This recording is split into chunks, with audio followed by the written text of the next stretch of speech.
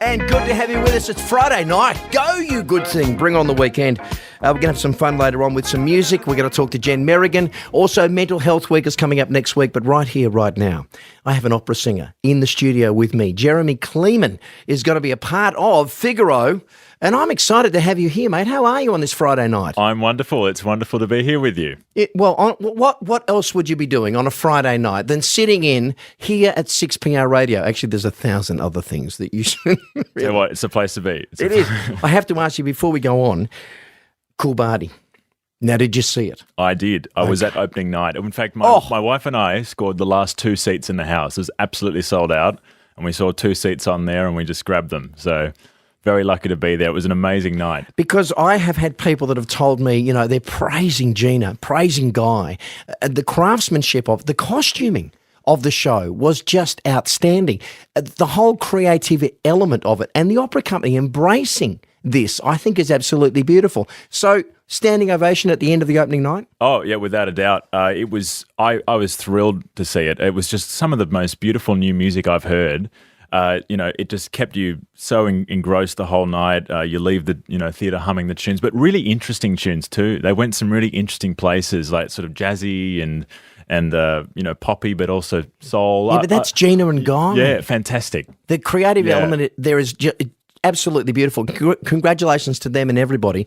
And I also want to congratulate the WA Opera Company for, thinking outside the square, for actually taking on something and embracing this. Because in a time of COVID, when so many other states, countries around the world are not open, we have a little window of opportunity. And I think the window of opportunity will enhance the reputation, the professionalism of everything that you're doing. Are you excited about Figaro? Oh, for sure I am. I mean, it's one of the only operas happening, as you say, in the country at the moment. So what a thrill to be here for it, and what a show to be doing as well. One of the most famous operas ever. Most people have probably heard of it. In fact, you turn on the TV and half of the ads are using the overture. So you'll come along and you'll be like, where did I hear this before? Is that a good thing or a bad thing when those television commercials pinch a bit of opera or a bit of music or a bit of a theme? I was thinking about, it's Paul Hogan's birthday today, and I'm thinking da da da da da da da da da. That's wrong. Yeah. But I think of that as Paul Hogan. Is it a good thing or a bad thing? Well, I think in terms of, I don't think people are going to hear it and think of the ad. It's probably subliminally in there. It's just me that sort of notices. I turn to my wife and say, "Listen to that! It's the overture again." Because it is everywhere. I think perhaps people will come along and they'll sort of already know it and get into the spirit of it. So I'd say it's a good thing in this case. Is Figaro an opera for those that love opera and know opera, or is there something that the novice can walk in and go, entertain me? It's a great question.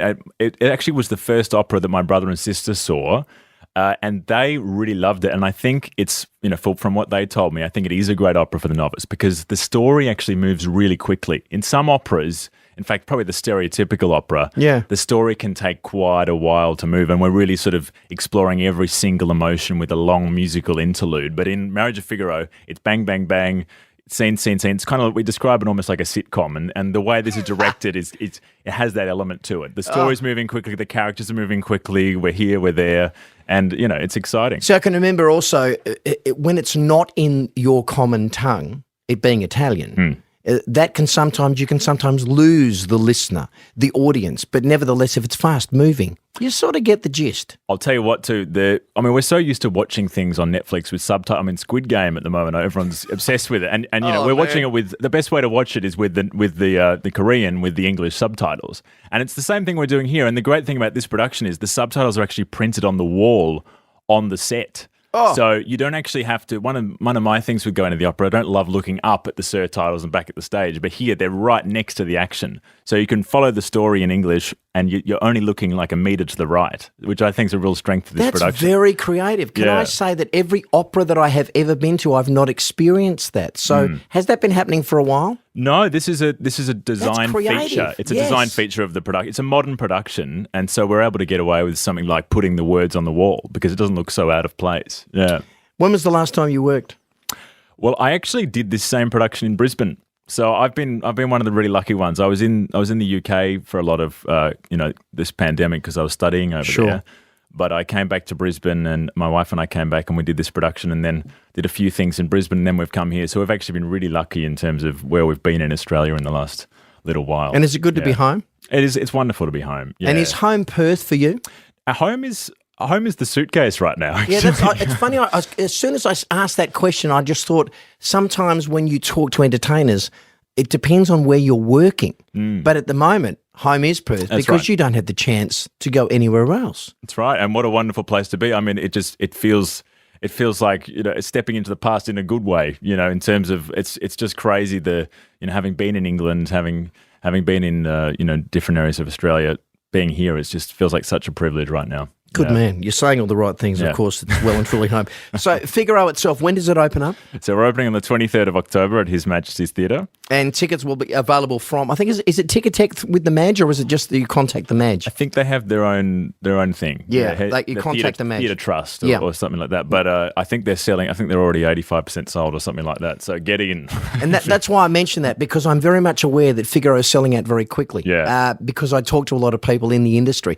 And that's how I found out about Gina and Guy. And that's how I found out about the great show that was and the new one that's coming up. That's why it's important that we had to get you in here, because I think that opera is moving to in the past it's been very, and I say this with great respect, it's been quite stilted, very upright. But I think that we crave entertainment now.